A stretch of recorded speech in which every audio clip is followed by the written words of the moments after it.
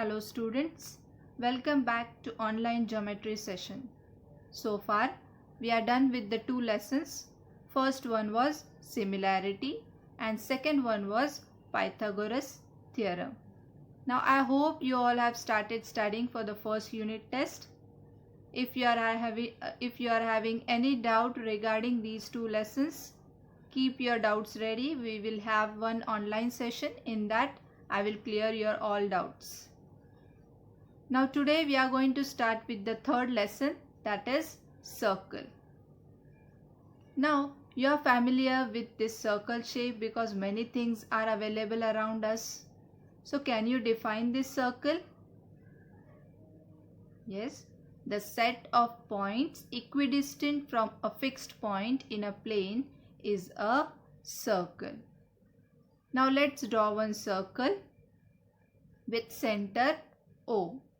Now we all know the fixed point which is at the middle of the circle is called center of the circle, and a fixed distance from center of the circle to any point on the circle is called its radius.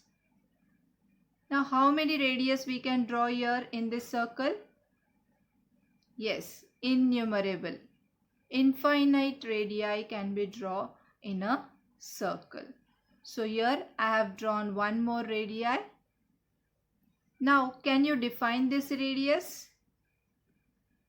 Radius is the segment joining the center and any point on the circle. This is the definition of the radius. Now these are all basic concepts you have already learned in 8th standard. We are just revising all these concepts. Now, if I extend this radius OA in the opposite direction, then what is called as this AB? Yes, it is called as a chord of the circle. Now, if I draw another chord CD, this segment is also called as a chord. So, in this circle or in this figure, I have drawn two chords, chord AB and chord CD. Now, how many such chords I can draw here? Yes, innumerable or infinite chords can be drawn in a circle. Now, what is the definition of chord?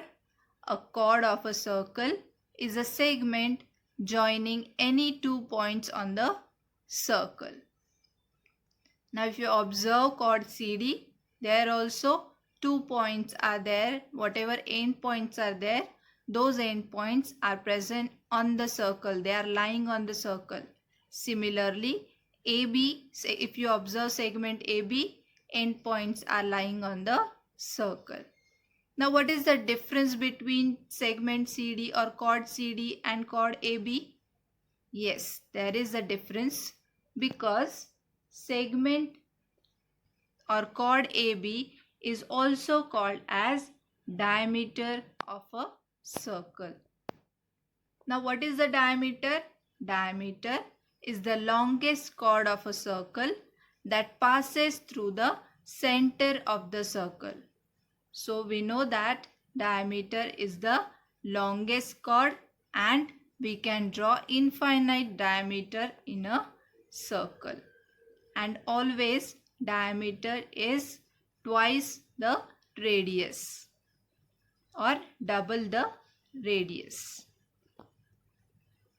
Now if you observe this figure, in this figure I have shown some points which are present inside the circle, outside the circle and on the circle. Now that we are going to see. The points which are present inside the circle are called as interior points of the circle, and the points which are present outside the circle are called as exterior points of the circle, and the points which are lying on the circle are called as points on the circle. So let's write down. The interior of a circle is the set of points whose distance from the center is less than the radius. Now, which points are present in the interior of the circle? For example, point C. Now, if you observe and if you try to find the distance between center of the circle and point C, it will be always less than the radius of the circle. Now, what is exterior points? The exterior of a circle is the set of points whose distance from the center is more than the radius. Now, if you observe point A and point D, these are the examples of exterior points on the circle, and the distance between the center of the circle and the exterior points of the circle is always more than the radius. Now, these things you have to remember. Now, the next part I have shown here is two circles I have shown, and both circles have same radii. If the first circle is of 5 cm, second circle is also of 5 cm, then such kind of circles are called as congruent circles because their radii are same.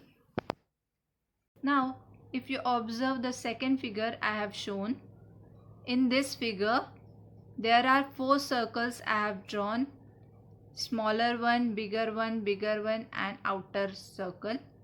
Here the center of all these circles is same, but the radii of all these circles are different. So such kind of circles are called as concentric circles. Now the next example is this. In this example, the two circles are intersecting each other. So such kind of circles are called as intersecting circles because they are cutting each other at different points. So such type of circles are called as intersecting circles. Now, if you observe this figure, in the adjoining figure, segment DE is a chord of a circle with center C.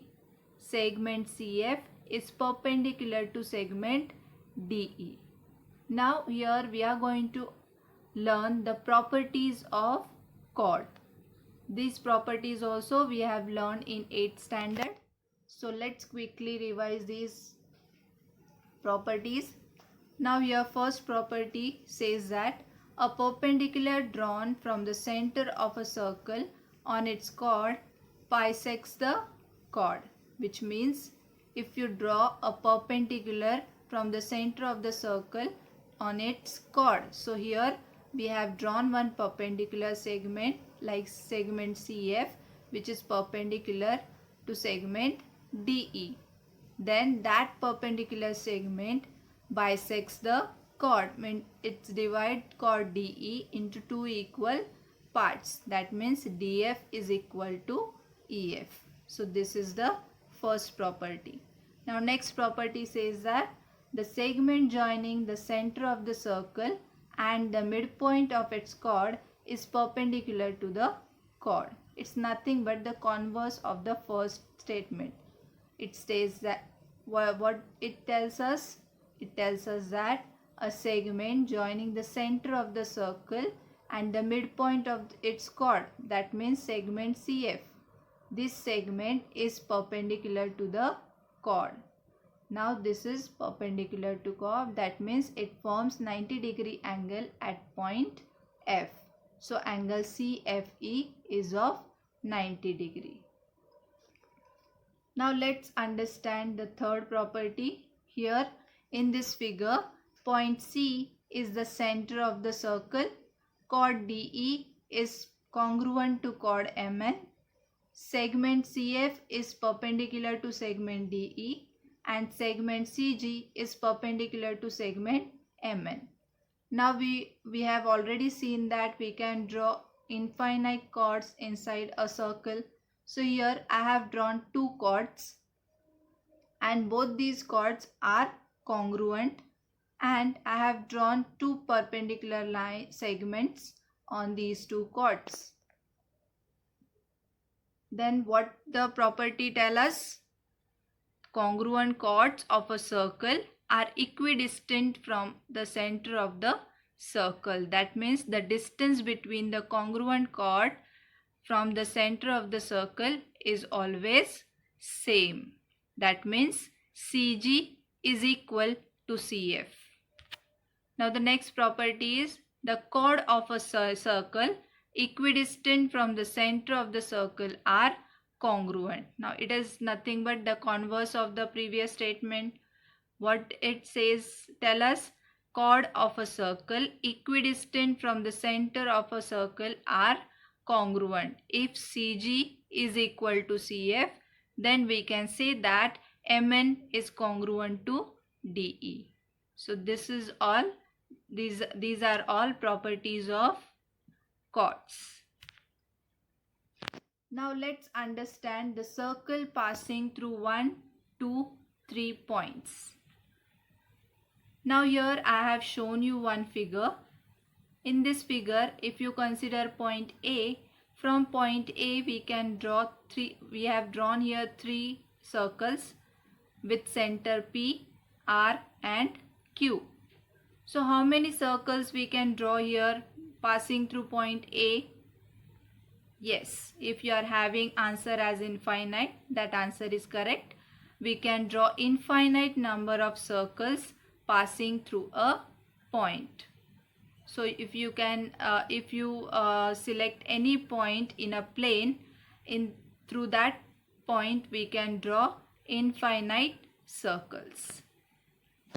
The second property you have to remember is infinite circles pass through two distinct points. So you can draw infinite circles passing through two distinct points. Now the next point you have to remember is there is one and only one circle passing through three non-collinear points. So if you select any three non-collinear points in a plane, then you can draw only one circle passing through these points.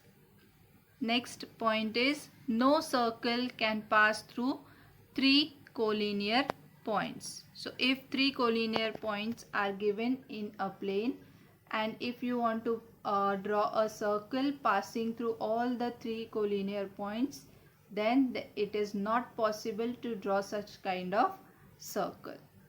Now let's understand the next concept. Here I have drawn a circle with center C and two lines I have drawn which are intersecting the circle. Now in this figure, line M and the circle have one and only one point P in common. Such a line is called tangent of the circle, and the point or the common point is called as the point of contact. Now in this figure, if you observe, line M is touching the circle at point P, and this point P is called as point of contact because it is a common point for line M and the circle with center C, and therefore line M is called as tangent of a circle. So what is a tangent? It is a line which intersects the circle or touches the circle at one point. 2 points D and E are common to both line N and the circle with center C. So if you observe line L, there are 2 points, point D and point E are common for circle and for line N. So such kind of lines are called as secant of a circle. So when only one point is common for that line and the circle, then such kind of lines are called as tangent. And when two distinct or 2 points are common for line and the circle, then such kind of line are called as secant of the circle. I hope you all are understanding this. These are all basic concepts for the circle that you have learned in the previous classes. Now let's move on to the next part, that is tangent theorem. Now what the tangent theorem states? A tangent at any point of a circle is perpendicular to the radius at the point of contact. Now we have seen that tangent is a line which touches or passes, which is having only one point common for circle and that line, and that point is called as point of contact. So what this tangent theorem says? A tangent at any point of the circle is perpendicular to the radius at the point of contacts. So this tangent is perpendicular at point P for this figure. Now what the converse of tangent theorem states? A line perpendicular to a radius at its point on the circle is a tangent to a circle. So whenever you are having a perpendicular line to a radius at its point on the circle, then you can say that that line is a tangent to a circle. So this is all you have to remember. Whatever properties and whatever theorems we have learned till now, all these you have to remember. Now let's try to solve some problems based on tangent theorem and its converse. The first example is, in the adjoining figure, the radius of a circle with center C is 6 cm. Line AB is a tangent at A. Answer the following questions. First one, what is the measure of angle CAB and why? Second question, what is the distance of point C from line AB and why? Distance AB is equal to 6 cm. Then you have to find distance BC. Then fourth one is, what is the measure of angle ABC and why? So all these 4 questions we have to solve. Let's start solving this one by one. Now first solution here. What is given to you? First you have to draw segment CA. Here we have drawn segment CA. Therefore we can write angle CAB is equal to 90 degree. Write this equation as equation 1. And why this is 90 degree? Because of tangent theorem, which states that a tangent at any point of a circle is perpendicular to the radius at the point of contact. So here point A is the point of contact. So at this point this radius is a perpendicular. So it is forming 90 degree angle. Now let's start with the second part of the question. Segment CA is perpendicular to segment AB from equation 1. So if it is perpendicular and if CA is equal to 6 cm, it is given to you. So C is at the distance of 6 cm from line AB. Therefore C is at the distance of 6 cm from line AB. So here we have solved the second question also. Now let's start with the third question. Now to solve this third question we have to draw segment BC. Now here if you draw segment BC you will get a right angle triangle CAB. Now in triangle CAB, angle CAB is equal to 90 degree from equation 1. Therefore here we can apply a Pythagoras theorem. So by Pythagoras theorem, CB square is equal to CA square plus AB square. Now we have found out CA as 6, AB is also 6. Then your BC square is equal to 6 square plus 6 square. Therefore BC square is equal to 36 plus 36, that is equal to 72. Now by taking square root on both sides, you will get BC is equal to 6 root 2 centimeter. Therefore, the distance between points B and C is equal to BC, that is equal to 6 root 2 centimeter. So this is the. Now let's start with the fourth solution. In triangle ABC, CA is equal to AB. Reason you will write as each is the length of 6 centimeter. Therefore, angle ABC is equal to angle ACB. Reason you will write as isosceles triangle theorem, because we know that the angle opposite to congruent sides are also congruent. Therefore, you will get this triangle as a isosceles triangle. Let angle ABC is equal to angle ACB is equal to x. In triangle ABC, we know that the sum of all angles of a triangle is 180 degree. So you will write here angle CAB plus angle ABC plus angle ACB is equal to 180 degree. Now let's substitute the values. Angle CAB is 90 degree plus ABC and ACB are we have assumed as x. So we will write here x plus x is equal to 180 degree.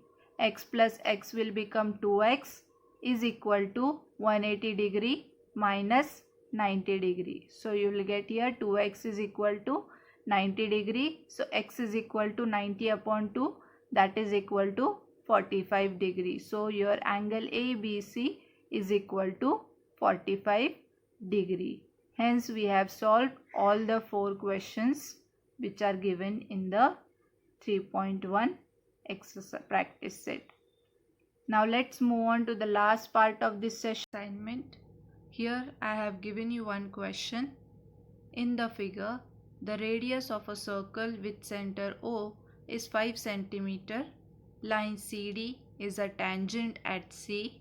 Answer the following questions. First one, what is the measure of angle OCD and why? Second one, distance CD is equal to 5 cm. Find the distance OD. Now this question is similar to the question we have solved just now. So I hope you will be able to solve this question. So we will stop here. Meet you in the next session. Thanks for watching this video.